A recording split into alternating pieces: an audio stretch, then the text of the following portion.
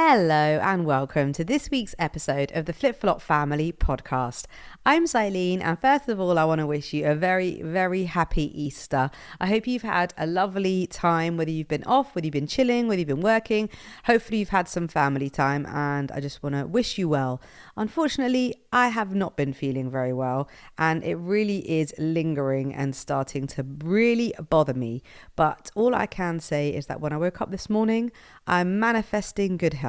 I'm telling myself that I'm feeling better. So when anyone asks me, my answer is I'm feeling fantastic. I'm not, unfortunately, but that's the only thing I can think to do because it's really taking a long time to get better. There is this bug going around. I don't think I have that bug anymore, to be honest. I used to suffer, or I have suffered from vertigo over the years, and it does feel that kind of like nauseous, wobbly sort of feeling. So I think I have something along those lines. But I know that a lot of people are just not feeling well at the moment, and they've got this bug, like the flu and almost like a strain of COVID. I feel like everybody that I talk to isn't well. So if you are one of those people and you're just chilling, thought you might listen to this podcast and have a bit of respite, I hope it does do that for you. I haven't really been up for having a chat, if I'm being brutally honest. But at the same time, whenever I do this podcast, I always feel a million times better afterwards. It's almost like a bit of therapy for me, I guess. It's a way for me to extract things that are in my head that I'm thinking. And what I have been thinking for a long time is about schooling.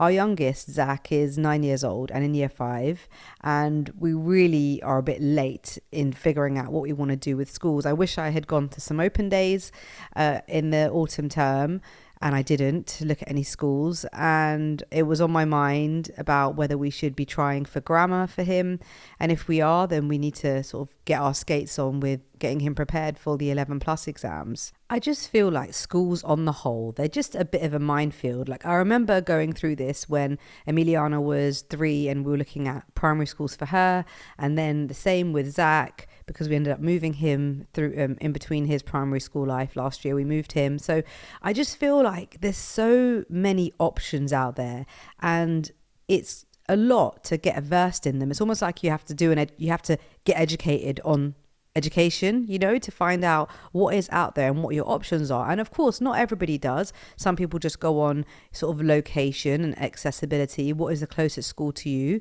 And not everybody is able to, let's say, move or plan to look at moving to different locations where maybe there are better schools or schools that are of interest to them. But you almost have to have a bit of a deep dive into schools. So whichever stage you're at, whether you have a child coming up to reception age, primary school or secondary school, I wanted to look at what schools are out there, what they mean, and what's on offer to us. Of course, the main two differences are state and private. State being a free school and private being a fee-paying school. You'll probably know that from the outset, whether you'll be looking at private because you have the money or that's something that you really want for your child, or whether you're happy to go down the state route. Within state, there are then lots of other types of schools. So you've got academies, which are are independent of the local authority, but they're funded by the government. Then you've also got free schools who are also independent of the local authority, but they have their kind of own terms, but funded by the government. There are faith schools, which can either be run by the local authority or they can be run by religious organisations like the Church of England or the Catholic Education Service. And there are city technology colleges, CTCs, which are basically schools that have an emphasis on science and technology.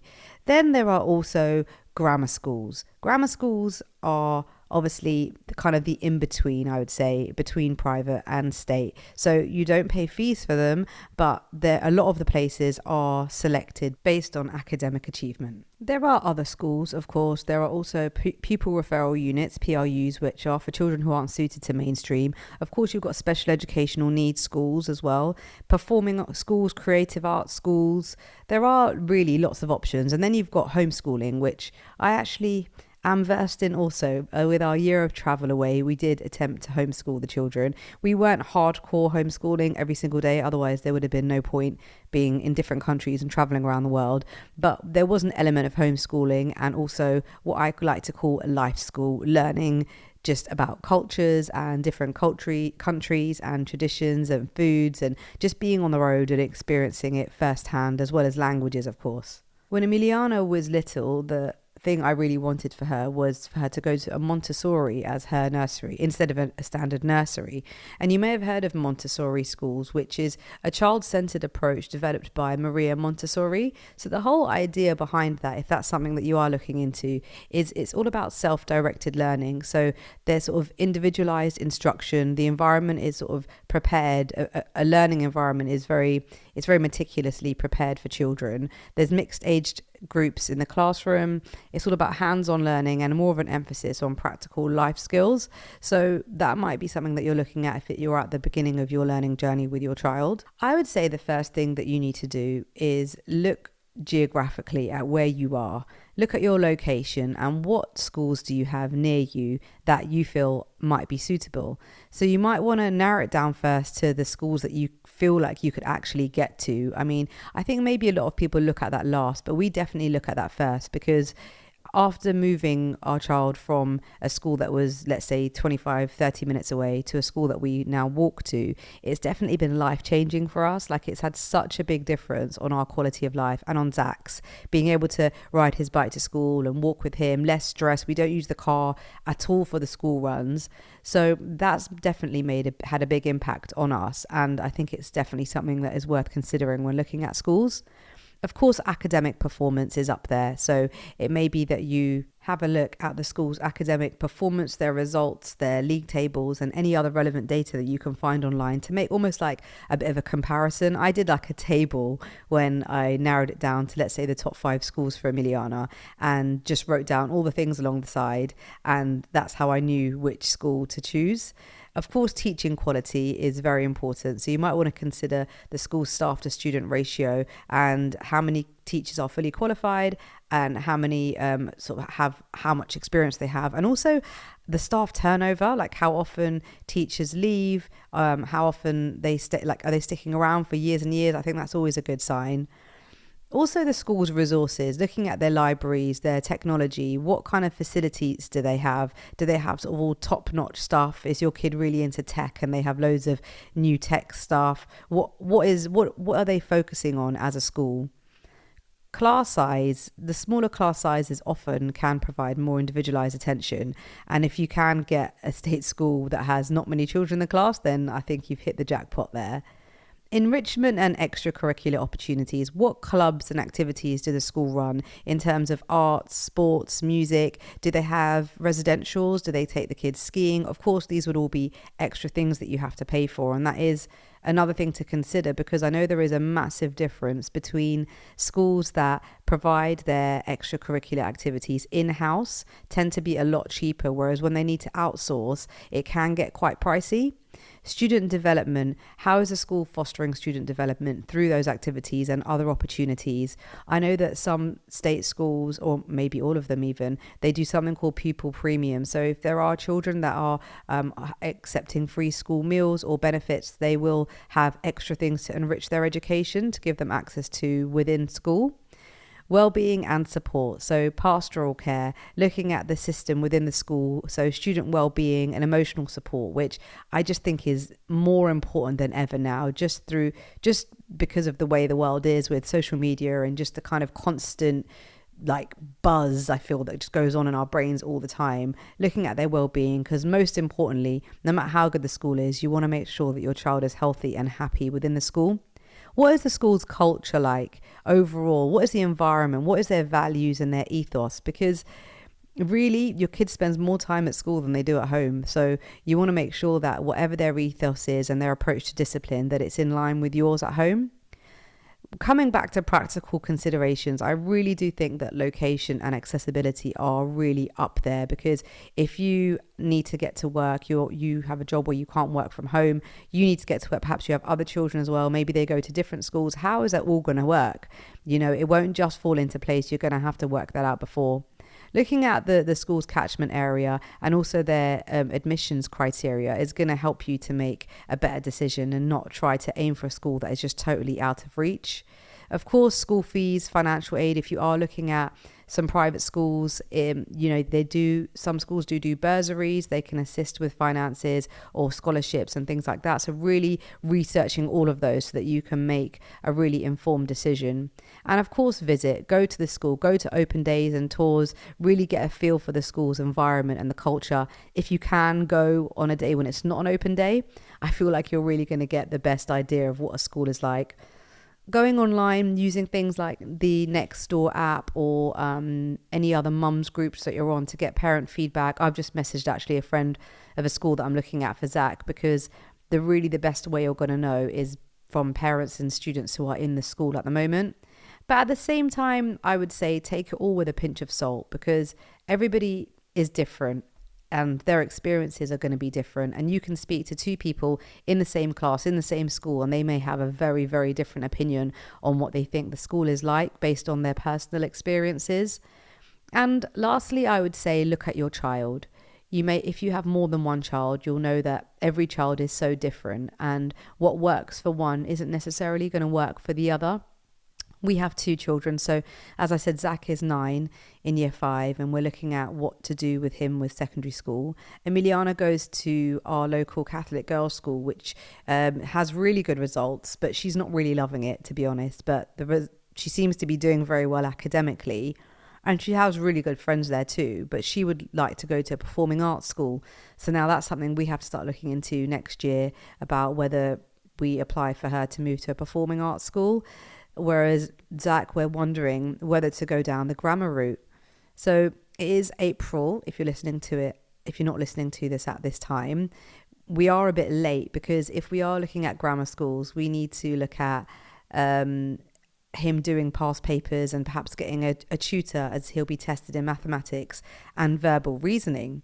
And if you've ever looked at a verbal reasoning past paper, they are hard work. So the idea is that it tests the child's ability to understand and use language to solve problems rather than using their vocabulary knowledge. So it assesses their skills like reading comprehension, identifying patterns, and drawing logical conclusions.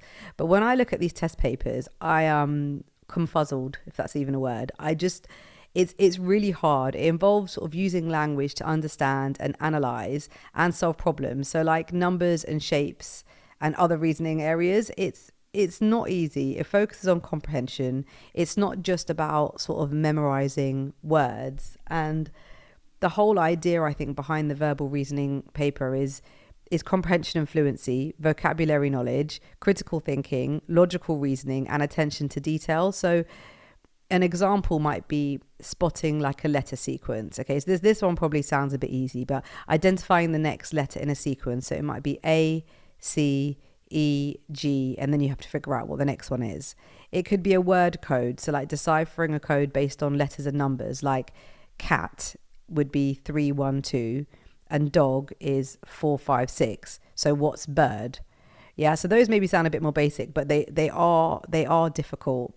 Then there's finding words within words. So you have to identify the word within words hidden within other words. So the word sun is hidden in the word unsightly, but you'd need to figure out obviously that it was the word sun that's in there.